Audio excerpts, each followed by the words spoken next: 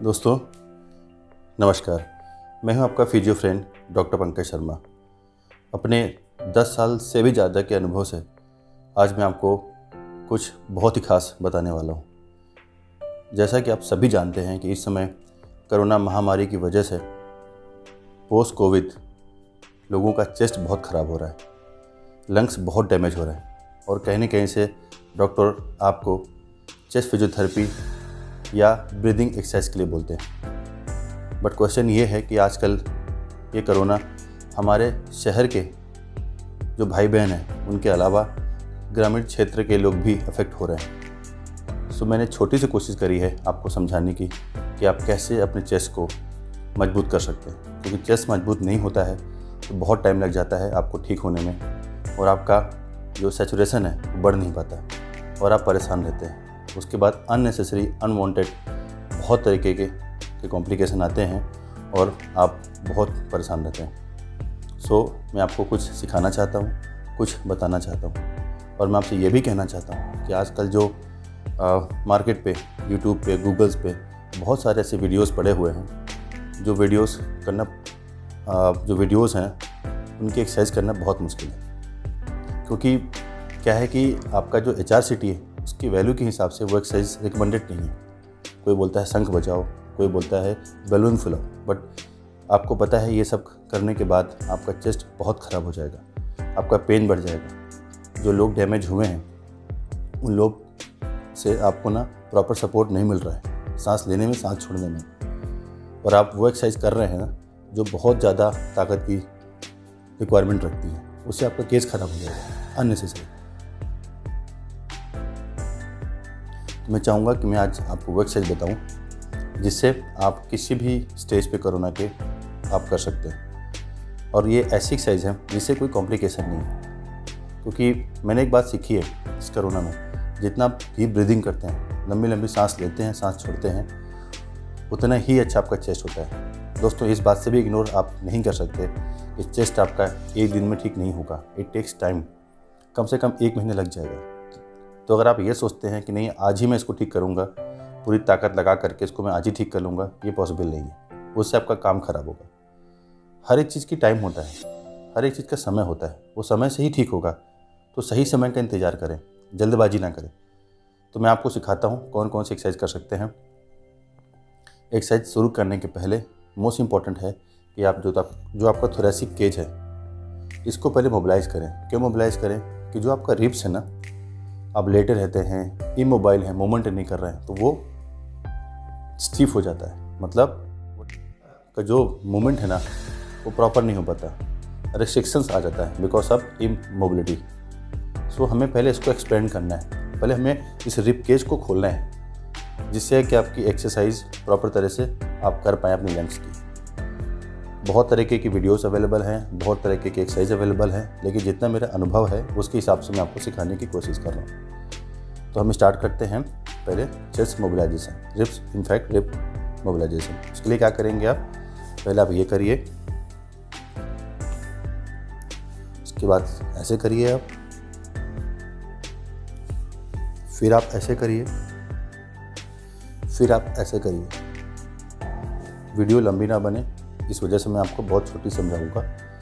इसको आप 5 से 10 दफ़ा कर सकते हैं, ठीक है। इसके बाद हाथ सीधे करिए और इस थंब के टिप पे देखते हुए आपको ऐसे मुड़ना है,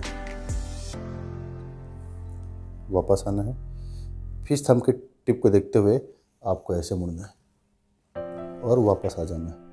फिर इस थंब के टिप को देखते हुए आपको ऐसे मुड़ना है और आपको ऐसे आ जाना है। कोशिश करनी है रेस्टिंग मेंटेन करें।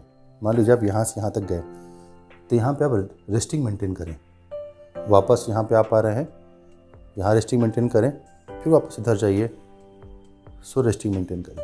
क्लियर है?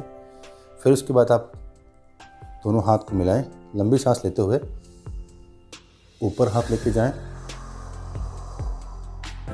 धीमे छोड़ते हुए नीचे लेके आएं। कुछ लोग इसको ऐसे करते हैं, कुछ लोग इसको ऐसे करते हैं, कुछ लोग हाथ को किसी दीवार पे सपोर्ट करके इसको ऐसे मोबिलाइज करते हैं। आप वो भी कर सकते हैं। अल्टीमेटली ना thoracic expansion is very important.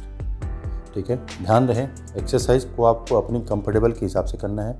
कोई सा भी कॉम्प्लिकेशन आए, कोई भी दिक्कत आए, आप उसको पेश ना करें, ठीक है, क्योंकि आपकी बॉडी आपको पता है कितने कर सकती है। मैं बोलूँगा कि आप 15 करो, आप नहीं कर सकते, आप खाली 5 करो। आपको सिर्फ अपना ध्यान देना है।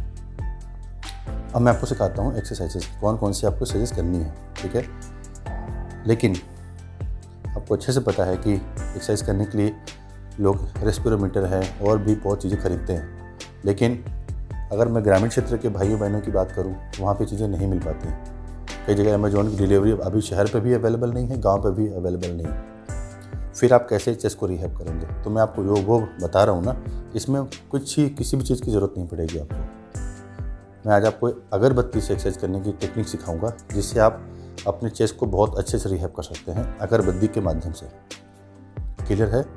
तो ये है अगरबत्ती, मैं इसको जलाता हूँ।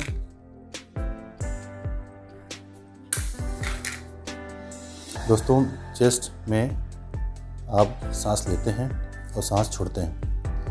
तो मैं आपको एक बार सिखाऊंगा सांस छोड़ने की सारी एक्सरसाइजेस, जिसको बोलते हैं एक्सपिरेशन, और सांस लेने की एक्सरसाइजेस, जिसको बोलते हैं इंस्पिरेशन। तो अभी आपके सामने अगरबत्ती है। अब क्या करना है, जैसे इसके धुआं है, सारा खेलना इस अगरबत्ती के धुएं पर निर्भर करता है। अब क्या करना है, एक बार जो लोग बिगनर हैं, मतलब जिनका अभी बहुत वैल्यू ख़राब है, सांस बिल्कुल नहीं ले पा रहे हैं, बहुत डिफ़िकल्टी उनको हो रहा है, तो वो क्या करें, इस अगरबत्ती के धुएं को जो ऊपर जा रहा है ना, उसको सीधे डाइवर्ट करें। देखिए कैसे।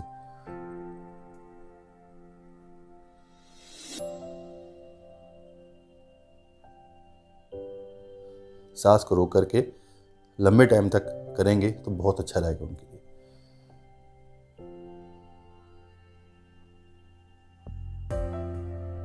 जैसे मैं इसको कम से कम 40 से 50 सेकंड तक कर सकता हूँ।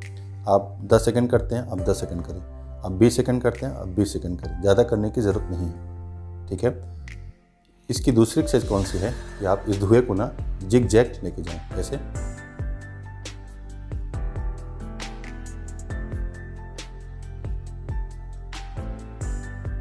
जिग जैग में धुआं एक बार ऊपर उड़ेगा और एक बार सामने उड़ेगा, ठीक है। और उसके बाद लास्ट में क्या करना है, आपको ना पूरी सांस भर करके जोर से फूंकना है, सो दैट ये धुआं दिखाई न पड़े। कैसे?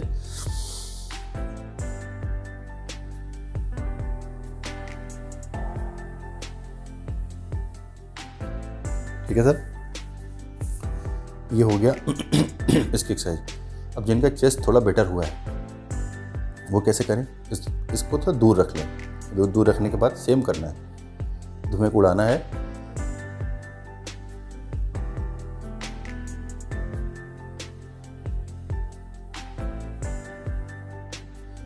दूसरी बार में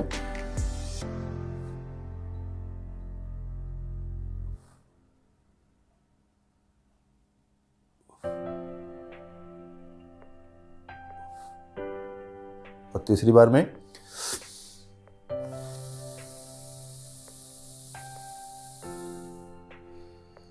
कुछ लोगों को इस धुएं से दिक्कत हो सकती है, या अब हॉस्पिटल पे हैं, आप इसका इस्तेमाल नहीं कर सकते, तो मैं आपको सिखाता हूँ। आप ये सेम चीज़ टॉवेल से कर सकते हैं। टॉवेल लिया आपने, इसको ऐसे मोड़ा, सेम चीज़ कर सकते हैं। पहले में क्या करना है, इस टॉवेल को क्या करना है, एक कांस्टेंट ब्रीदिंग के हिसाब से इसको फूंकना है, ठीक है, जिसमें कि धीमे धीमे फूंकना है, जैसे हम अगरबत्ती भी कर रहे थे। देखिए,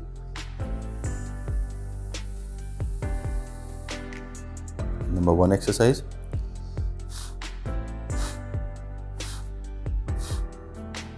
नंबर 2 एक्सरसाइज, और नंबर 3 में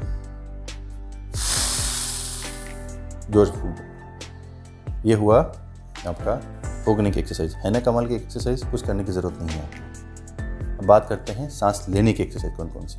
सांस लेने में कौन सी है, जब आप सांस खींचते हैं मुंह से ना, तो एयर जब आपके मुंह पे जाती है ना, तो जीभ से टकरा के जाती है, तो पता चलता है कि हाँ हवा जा रही है। तो आपको ये मेंटेन करना है कि कितना देर तक आप इसको मेंटेन कर सकते हैं। कैसे, मैं आपको एक बार करके दिखाता हूँ।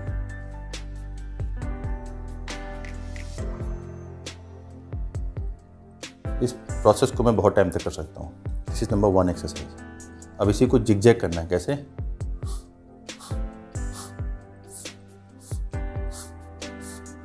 दो एक्सरसाइज, क्लियर हो गया?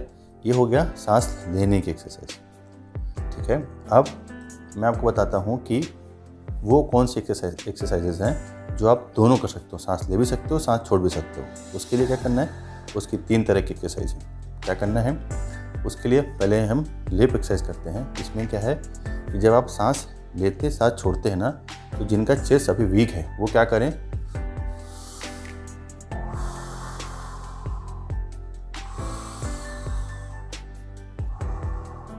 डीप ब्रीदिंग करें, सांस लें, सांस छोड़ें। दूसरे में थोड़ा चेस्ट आपका बेटर है तो ये जो ओंठ है ना, इसके बीच का जो गैप है इसको नैरो कर दें। देखिए,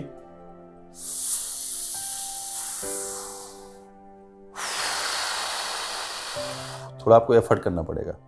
ठीक है, इसी को अपने हिसाब से मेंटेन कर सकते हैं, इसको और टाइट कर सकते हैं, इस ओंठ के जो गैप है ना इसके बीच में और टाइट कर सकते हैं। ये हुआ पहला एक्सरसाइज। दूसरे में क्या है, आप ओंठ को पीछे मोड़ लें, ऐसे दांत है ना, जो नीचे का दांत है उसके ऊपर इस ओंठ को ऐसे रख लें और सांस को लीजिए। आप सीटी जैसे बजाते हैं ना उतना गैप रखें। अब इसी को आप जितना आराम से करेंगे उतना अच्छा रहेगा। देखिए,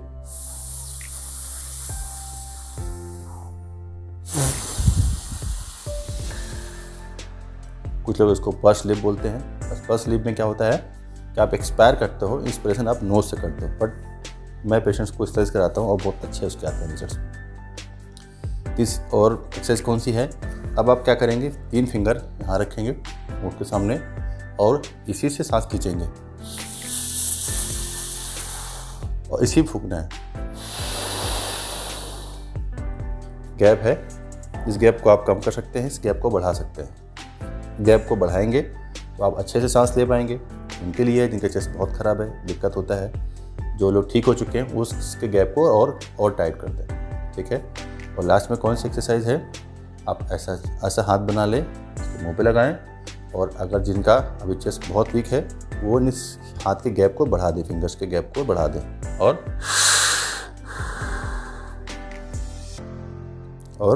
कुछ लोग इसको टाइट कर दें। जिनको काफ़ी टाइम हो चुका है, बेटर हो चुके हैं, तो इसी में सांस लें और इसी फूकें। दोस्तों यकीन मानिए, अगर आप सभी कर लेते हैं ना, आपका चेस्ट बहुत अच्छा हो जाएगा, आपका सैचुरेशन बहुत अच्छा हो जाएगा। एंड सबसे इम्पोर्टेंट चीज़, डाइट बहुत अच्छी लेनी है। पोस्ट कोरोना डाइट का बहुत ज़्यादा इस्तेमाल है। पानी बहुत पीना है और कम से कम आधे घंटे धूप पे बैठे। मेरी कोई सी भी एक्सरसाइज जिसमें आप कंफर्टेबल हैं, आराम से कर पाते हैं, वही करना। कंफर्टेबल नहीं है, दिक्कत हो रहा है, करने की ज़रूरत नहीं है, कम करना है। इफ़ इन केस अगर आपको मेरे से बात करनी है तो आप मुझे फ़ोन कर सकते हैं। मेरा नंबर है 8285220895। दोस्तों ये भी ध्यान रखें कि मेरी कोई सी भी एक्सरसाइज किसी से कंपेयर ना करें। ये सारा निचोड़ है, इसका मैं बहुत नाम दे सकता हूँ। पैकल breathing exercise, diaphragmatic breathing exercise, lateral costal breathing exercise, purse lip breathing exercise, बहुत कुछ बोल सकता हूँ, बट इट इज़ समथिंग ना conclusion of all the exercises. आप परफॉर्म करें, कुछ डिफिकल्टी है मुझे बताइए और स्टीम करना ना भूलें। कम से कम 4 दफ़ा स्टीम करना है, करना ही करना है। आपको अगर ये वीडियो अच्छा लगा हो तो आप इसको अपने सगे संबंधियों को ज़रूर भेजें जो छोटे शहरों में रहते हैं, उनके लिए बहुत फ़ायदेमंद चीज़ है। इन्हीं शब्दों के साथ बहुत बहुत